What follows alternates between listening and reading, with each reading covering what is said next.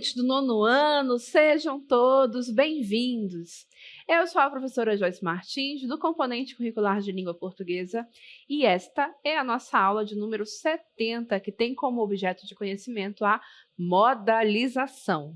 Detalhando este objeto, encontraremos a modalização em textos jornalísticos narrativos e argumentativos, conceito, tipos e recursos linguísticos empregados e efeitos de sentido produzidos. Então, vamos iniciar mais uma aula.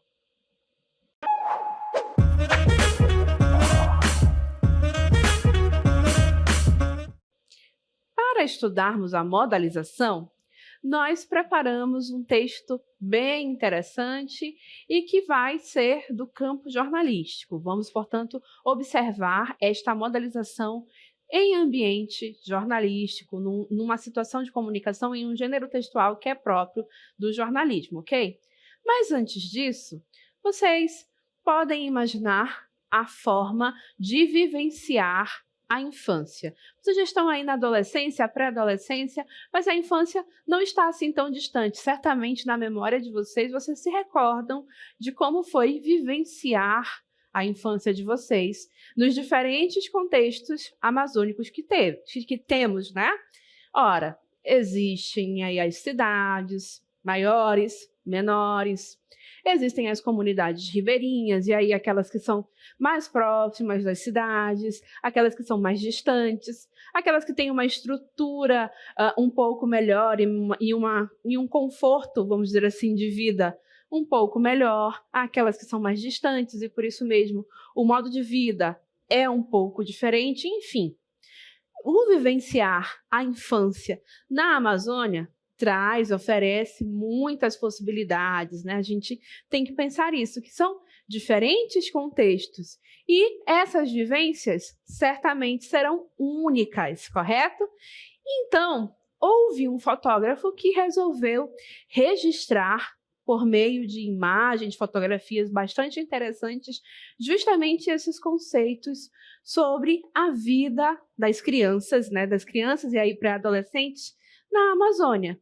E aí ele buscou diferentes contextos e buscou crianças para registrar justamente o seu modo de vida. E, claro, junto com essas fotos, ele convidou um jornalista para escrever os textos que acompanhariam essas fotos. E nesse processo, então, esses textos contam a história de cada uma dessas crianças que são as personagens centrais. Estou contando tudo isso para vocês porque essas fotos e esses textos foram transformados em livro que tem o objetivo justamente de demonstrar, de tornar público esse vivenciar a infância, a pré-adolescência justamente na Amazônia.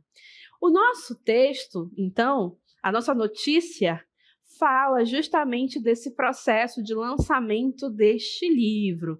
Então, agora, sim, vamos à leitura do texto. Olhem só. Livro de fotógrafo sobre crianças na Amazônia chega de graça a escolas. Obra de Araquém Alcântara reúne histórias de crianças de 6 estados. Na aldeia Camaiurá, no Mato Grosso, Raoni, de 8 anos, faz uma cambalhota e mergulha na Ipavu, a Lagoa Sagrada. Em Periquitaquara, no Pará, Pedro, de 12, diverte-se ao subir no açaizeiro e ao observar a floresta encantada. Já Franciele, de 10 anos, em Chapuri, no Acre, equilibra-se nos troncos e cipós, imaginando-se atleta nas Olimpíadas. As diversões, os sonhos e as histórias de 15 crianças de 6 estados da Amazônia descortinam uma paisagem de inocência e das raízes culturais no livro Amazônia das Crianças, do fotógrafo Araquém Alcântara. Para inspirar, então um subtítulo, né, uma subdivisão do texto principal, que é essa notícia.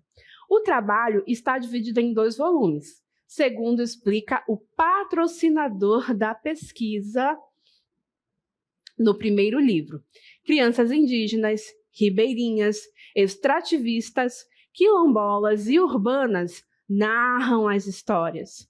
No segundo volume, as experiências são acompanhadas de contextos históricos, sociais, econômicos e ecológicos. A proposta é inspirar os professores da educação infantil a trabalhar esses temas em sala de aula, a fim de sensibilizar para a preservação da maior floresta do mundo e para o cuidado com os moradores da região. Segundo o que foi divulgado, o trabalho é voltado particularmente para a educação infantil e, por isso, pode ser solicitado por escolas, públicas ou privadas, organizações não governamentais e bibliotecas. O patrocinador do trabalho disponibilizou o livro para ser baixado gratuitamente com um guia de utilização para professores. Para comunidades, o banco patrocinador garante que cerca de 2.000 livros serão distribuídos a escolas públicas, incluindo escolas das comunidades envolvidas no projeto, que receberão a nova publicação de Araquém e um acervo com 120 outros títulos. A chegada do livro pode ser uma emoção diferente para Samuel, de 11 anos, morador de Manaus, Amazonas. Adoro minha escola, principalmente a biblioteca. Lá tem livros que eu amo. Um deles é de fotos da floresta. Fico besta com aquele tanto de verde e de rios bonitos. As fotos me fazem sonhar, escreveu. O menino sonhador vai poder ler o livro em que ele é protagonista. Justamente porque, o menino Samuel foi a criança que representou o estado do Amazonas e trouxe aí justamente o vivenciar a infância na Amazônia em contexto urbano. Vocês viram, então, a preocupação aí de trazer diferentes contextos, urbano, ribeirinho, de aldeias indígenas, crianças extrativistas e assim por diante. Então, de fato, certamente é um livro bastante rico e que busca divulgar aí e alertar a respeito da necessidade de educar para a proteção da Amazônia, mas também preocupar-se com as pessoas que vivem nesse lugar. Correto? E aí, gente, neste texto que nós acabamos de ler e explorar um pouquinho, nós vamos estudar a modalização. E que conceito é esse, professora? Me acompanhem na cartela. Gente, modalização ou as modalidades é um estudo a respeito dos textos, que nos mostram, que nos revelam a atitude do falante perante o enunciado que produz.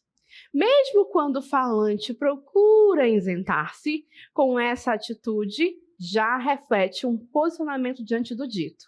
Então, em linhas gerais, nós podemos dizer que, por mais que o falante ou a pessoa que está escrevendo o texto busque ser imparcial, ou seja, não posicionar-se diante de algum tema, diante de algum assunto, por mais que ele busque isso, determinadas palavras que ele utiliza, e aí a gente vai ver quais são as classes gramaticais que são bastante propícias a isso, Determinadas palavras que ele utiliza acabam por revelar a atitude dele, ou melhor, o posicionamento dele sobre os temas os mais variados possíveis.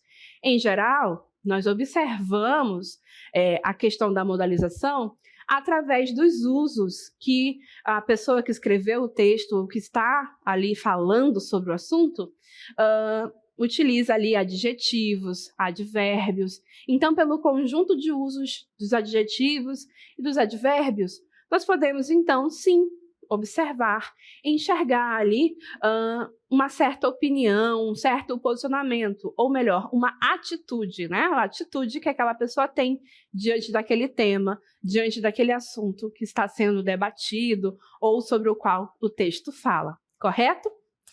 E aí, isso vai, de certa forma, de encontro com algo que, em geral, se comenta, se fala, quando estamos diante de textos jornalísticos, assim, os noticiosos, as reportagens e assim por diante. Em geral, se tem essa ideia de que esses textos, de que as pessoas que escrevem esses textos, elas devem ser imparciais. Então, na cartela, olhem só, Os textos jornalísticos e a imparcialidade. Será que isso é possível?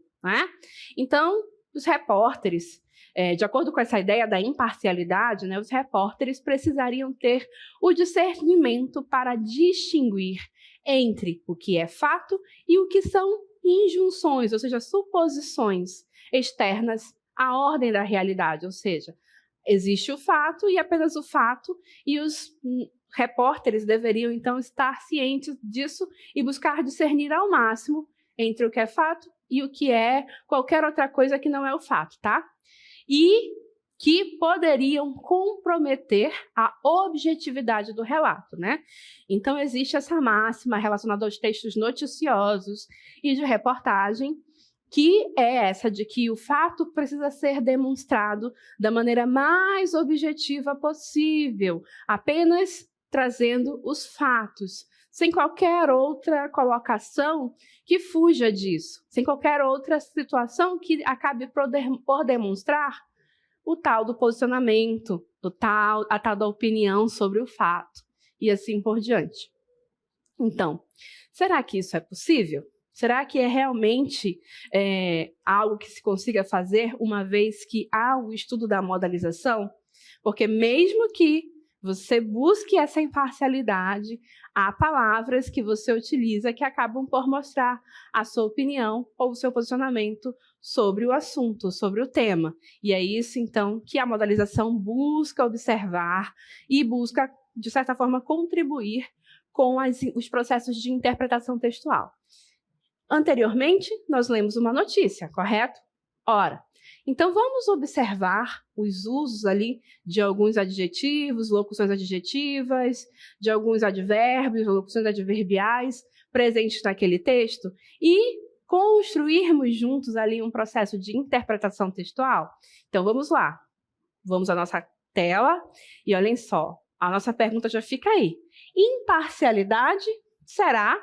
Será que este autor que escreveu essa matéria sobre esse lançamento deste livro conseguiu de fato ser imparcial? Bom, notem que agora nós temos alguns termos na cor vermelha, correto? Então fiquem aí atentos. Por exemplo, logo no começo do texto, né, em que ele trouxe aí alguns exemplos das crianças e os seus contextos, não é mesmo? O Raoni, lá do Mato Grosso, né, o Pedro, do Pará, né, cada um fazendo a sua atividade própria do contexto em que eles vivem, né? Lembra que o Raoni estava se banhando em uma lagoa. E olha só, essa lagoa, ela é sagrada. Olha só que interessante. Nota o adjetivo ligado ao substantivo. Mais adiante, nota que agora sobre o Pedro, ele estava ali ao subir no açaizeiro. Olha essa expressão adverbial de lugar que foi ressaltada aí, no açaizeiro. E em relação aí à questão da floresta, né? Porque enfatizou-se aí a floresta. Olha o adjetivo que foi utilizado, encantada. Ok, vamos adiante. Aí, mais adiante, ao falar já sobre do que trata o livro, não é? Sobre a questão das 15 crianças e as suas histórias, notem aí essa outra expressão que indica a origem, né? São as crianças de 6 estados da Amazônia. E mais adiante ele utiliza essa construção, essa locução adjetiva aí de inocência, que está aí conectada à paisagem. Paisagem de inocência. Então, qualifica aí o termo paisagem. E, mais adiante, a gente tem aí que a palavra raízes está aí sendo qualificada, está sendo aí, de certa forma, trazendo aí o adjetivo culturais relacionado a ela. Então, notem que é toda uma construção e uso de expressões adverbiais, de expressões adjetivas, que vão enfatizar aí esses ideais que são construídos relacionados aí à Amazônia, não é? Mas não para por aí. Tem mais coisas, tem mais palavrinhas que estão aí em destaque. Vamos avançar? Então, nessa parte aí em que ele fala de para inspirar, né? Nesse trecho, nós não destacamos nenhum termo, correto? Então, avancemos à próxima. Então, notem o seguinte. Quando ele fala aí sobre a questão da preservação, né? O objetivo aí é inspirar os professores das escolas públicas, não é? Aí a questão do trabalho e tudo mais. E aí ele vai falar da dimensão da floresta, né? Porque já que o objetivo é a preservação da floresta, é também a preocupação com as pessoas que vivem neste lugar, com as pessoas que vivem nesse bioma. Notem que aí ele fala, preservação da floresta, ele poderia ter dito apenas isso, mas ele usa da maior. Nota aí essa expressão adverbial para indicar a dimensão da maior floresta. E aí, do mundo. Mais uma locução adverbial aí, mais uma locução, mais uma expressão que busca demonstrar a questão da dimensão e da importância deste lugar, deste bioma. Correto e óbvio, ele está tratando disso, o tema do livro é este, né? Então ele não há como fugir disto. Mais adiante, vai falar a respeito do trabalho, né? Lembrem-se, essa notícia prioritariamente vai falar do lançamento de um livro, correto? Que vai ser distribuído, para as escolas públicas, para os alunos das escolas públicas. E aí percebam que esse livro vai ser disponibilizado tanto na forma física para algumas escolas, mas poderá ser baixado gratuitamente pelo link. Notem, então, que essa expressão gratuitamente está aí presente para ficar claro, né, que é algo que está sendo custeado por um banco patrocinador e que vai ficar disponível para as pessoas, para as escolas, para os estudantes e assim por diante. E aí, avançando mais um pouco, notem o seguinte, né? Que quando ele vai tratar aí da questão da distribuição, ele enfatiza a fala de uma das crianças, que tanto é aluno de escola pública, portanto, a sua escola receberá este material, como também ele é um dos personagens deste livro. Notem, então, que fala da emoção que esta criança sente ao participar do projeto, né? É a emoção que é diferente.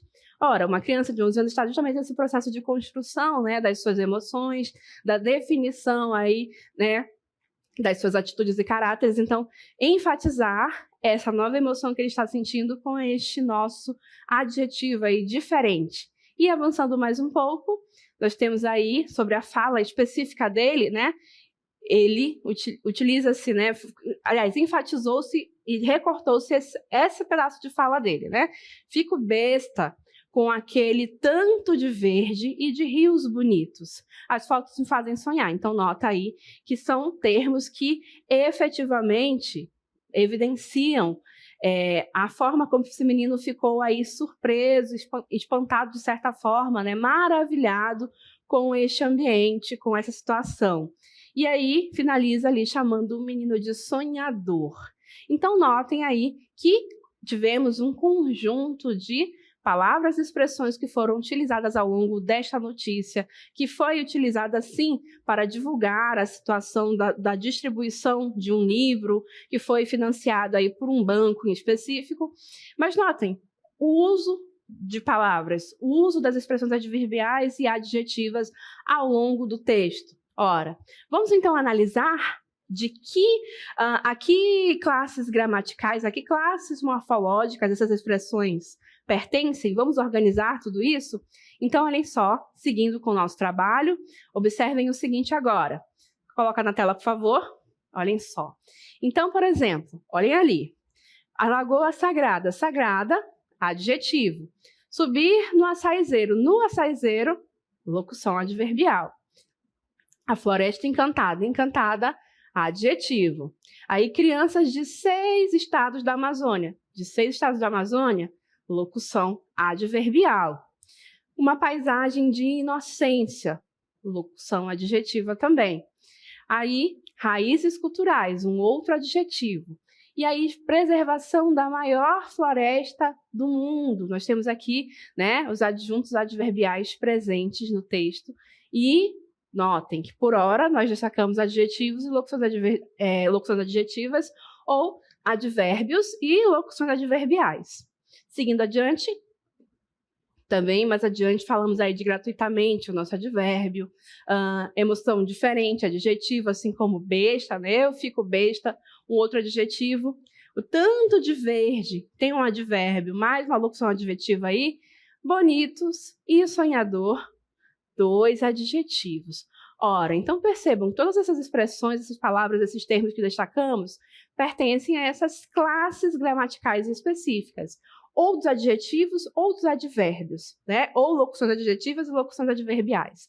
Notem que se nós recobrarmos um pouco o nosso conhecimento construído sobre essas classes gramaticais, sobre essas categorias aí da nossa língua portuguesa, elas são modificadores. Os adjetivos, eles vão se referir a substantivos para modificá-los de alguma forma, para atribuir-lhes caracterizações. E os advérbios também serão modificadores, só que os advérbios eu utilizo aí direcionados para outros advérbios, para adjetivos e também para verbos, mas eles também têm o poder aí de trazer modificação de sentido e eles ainda por cima trazem circunstâncias. Então, nesse processo dessa modificação, os adjetivos, os advérbios e as locuções, elas vão também trazer carga de significação, vão também acabar por explicitar e expor as atitudes do falante sobre determinado assunto, sobre determinado tema. E aí, de certa forma, nós conseguimos ler opiniões a respeito de algo. Então, é isso que nós devemos ficar atentos. Não tem uma expressão de uma opinião de uma maneira muito clara. Fiquem de olho nos adjetivos que ele utiliza. São adjetivos que são mais positivos ou mais negativos? Observa as locuções adverbiais, os advérbios. Que tipo de espaço, que tipo de lugar essas palavras estão trazendo, evidenciando aí? Porque tudo isso nos diz alguma coisa. E aí a gente tem que ficar atento a isso, correto? Avançando, vamos lá então. Olhem só, se nós separarmos, né, um pouco mais aquelas expressões que nós lemos e destacamos, a gente observa que tem a maior parte do texto, que é a parte em que a fala predominante é do jornalista que escreveu essa notícia, correto? E há uma parte menor, né, em que o jornalista colocou ali em discurso direto as falas do menino entrevistado, correto? Então, olhem lá. Da fala do nosso jornalista, nós vamos observar o seguinte, que tem ali a Lagoa Sagrada, o Subir no Açaizeiro, a Floresta Encantada, as crianças dos 6 estados da Amazônia, né, a paisagem de inocência, raízes culturais, a preservação da maior floresta do mundo, para ser baixado gratuitamente no caso do livro, e uma emoção diferente, um menino sonhador. Né? Tudo isso é fala do jornalista, que de certa forma, está externo à situação em que ele está noticiando. Ele não é o fotógrafo, ele não é uma das crianças que foram entrevistadas e que vivenciaram ali aquelas infâncias demonstradas. Ele também não é a pessoa que escreveu os textos. Então, é alguém que está relatando ali a situação que é necessária, porque ele é o jornalista, ele escreveu a notícia, correto? E há, em menor escala, até porque é um espaço menor de texto, a fala do menino entrevistado. E aí ali a gente percebe, fico besta, aquele tanto de verde, rios bonitos. Ora, professora, então por que a gente separou? Para analisarmos um pouco mais. Porque se a gente agora focaliza apenas as falas do nosso menino aqui, que são essas, né? Fico besta, aquele tanto de verde, rios bonitos. O que a gente vai poder ler desses adjetivos, locuções aqui, dessas expressões destacadas? Vamos lá, então? Encantamento. Então, nota que esse jornalista pegou aquela parte da fala do menino que trazia para nós justamente o encantamento. Provavelmente a entrevista que esse menino deu foi muito maior, com mais perguntas, com mais respostas dele, mas o jornalista, na hora de recortar, ele trouxe para o texto dele apenas aquelas passagens onde era possível ler o encantamento daquele menino deslumbrado com algo, né? E interessadíssimo e ansioso para observar essa situação para ele inovadora. Ora, isso é interessante porque a gente tem que entender o contexto no qual a fala do menino é publicada, né?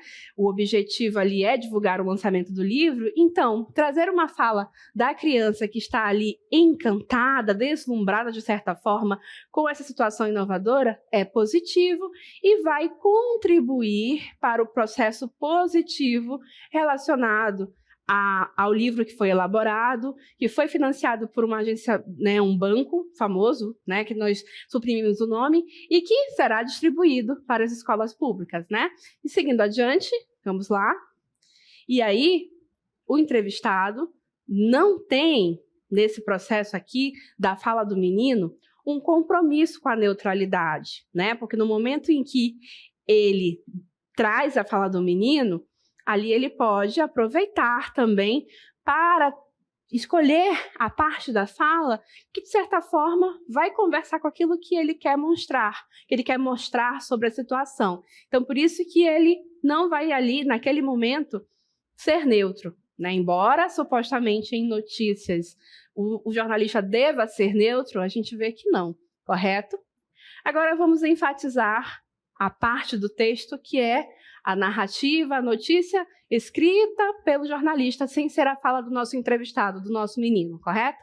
Então, lá da fala dele, por ser uma fala muito maior, né, da parte escrita por ele, temos mais expressões, né? A Lagoa Sagrada, o Subir no Açaizeiro, a Floresta Encantada, enfim, né? Várias expressões que nós destacamos aqui, com os adjetivos, advérbios e outras expressões. E aí, o que a gente pode ler a partir desta parte do texto que foi escrita pelo jornalista? Vamos lá, então? Ele vai trazer sempre um posicionamento positivo e favorável à ação. Ora, porque ele está ali divulgando a publicação do livro. Então, o objetivo dele é mostrar que isso foi positivo, que o livro é uma coisa boa, que o fato de ter sido financiado por uma agência, por um banco, é algo positivo, e que o fato de ser distribuído para as escolas públicas também é algo positivo.